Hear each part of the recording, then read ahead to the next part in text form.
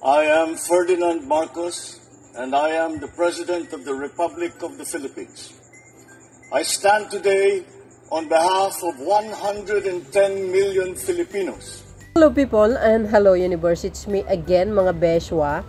Shout out po sa inyo mga Marcos loyalists and supporters sa mga Pilipino sa buong daigdig. Hello po, ayan mayroon tayong upload videos, updates. Pakinggan po ninyo mga kababayan ang sinabi ng ating mahal na Pangulo regarding po dito sa paghuli kay Pastor Kibuloy. Alam mo, pinagtatalunan nila sa social media na huli, hindi daw, sumuko. It doesn't matter, no? Kung sumuko man ito or nahuli, okay lang yun. Iisa lang din yan, no? So, pakinggan nyo po guys, ano po ang kanyang statement regarding sa kanyang sa pagsuko ni Kibuloy. See you again on my next upload video guys. Eto na. Extradition request is not yet there.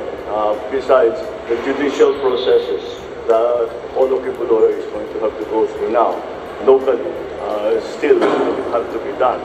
Because we have, what has been done is that we have implemented and enforced an arrest warrant that was issued by the court. And therefore, it is now within the court's hands. Wala na sa executive ito. Kami sa executive, ang ginawa lang namin, in-implement lang namin, in-enforce lang namin ang order ng court. So, that is the situation now. We will have to look at that. But for the moment, hindi extradition ang tinitignan natin. Ang tinitignan natin ay yung mga kaso na mga complaint na pinila dito sa Pilipinas. At yun muna ang kailangan ng ito pa mga kababayan yung dugtong na sinasabi po ni Pangulong Marcos Jr. Basahin ko guys ha. Ito ha. Sabi pa dito guys ni Pangulong Marcos Jr. Hindi siya lilitaw kung hindi namin hinahamon ng husto ang pagkaintindi ko ang surrender kapag wanted ka, ang surrender pupunta ka sa police station. Sasabihin magsusurrender na ako. Alam ko may arrest order na ako kaya't mag-surrender na ako.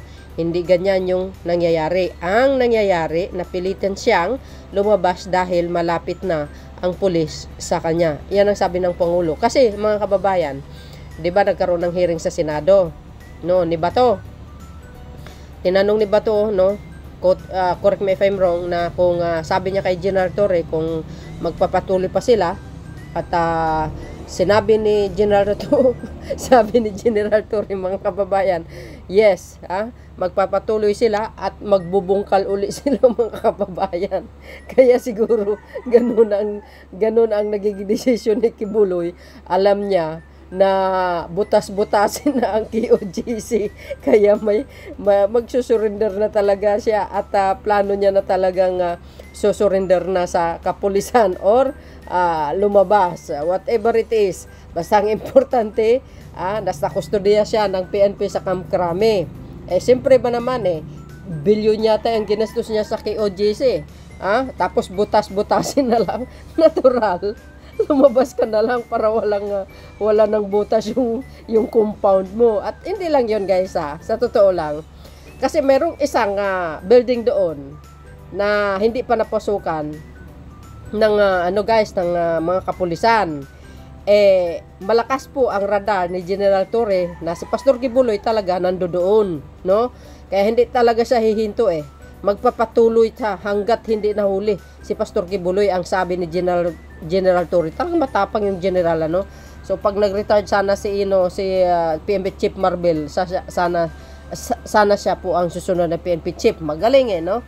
So actually, sabi po ni General Torre, malakas po ang kanyang fighting spirit na talaga si Kibuloy nandoon, kaya hindi sila hihinto. So, yung building na yun, mga kababayan, na hindi pa napasukan, binigyan pala ito ng 24 hours na ultimatum si Kibuloy.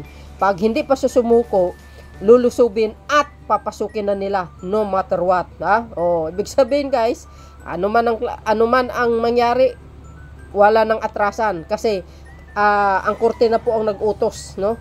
Dahil may warrant of arrest na siya. So, dahil dyan, siguro, nakapag-isip-isip si Pastor Kibuloy na mas maganda para walang gulo, walang masaktan na both side at mapahamak ang magkabilang kampo, kaya much better. Ayan, maganda yung ginawa niya naman, no? So I think i-treat naman na siya ng maayos, hindi naman sa kumbaga i-treat na kumbaga marahas, hindi, no.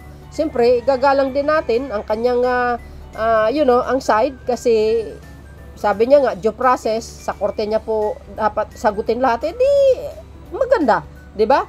Total naman, marami siyang abogado, di lang paglaban niya yung sarili niya. So, dahil dito mga kababayan, abangan natin ang mga susunod na mga kabanata. Ano ang magiging resulta nito?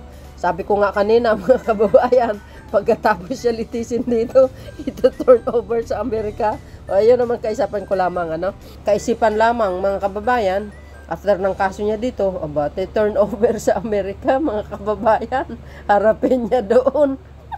Ano palagay nyo? Ibibigay siya sa Amerika? Nako, posible.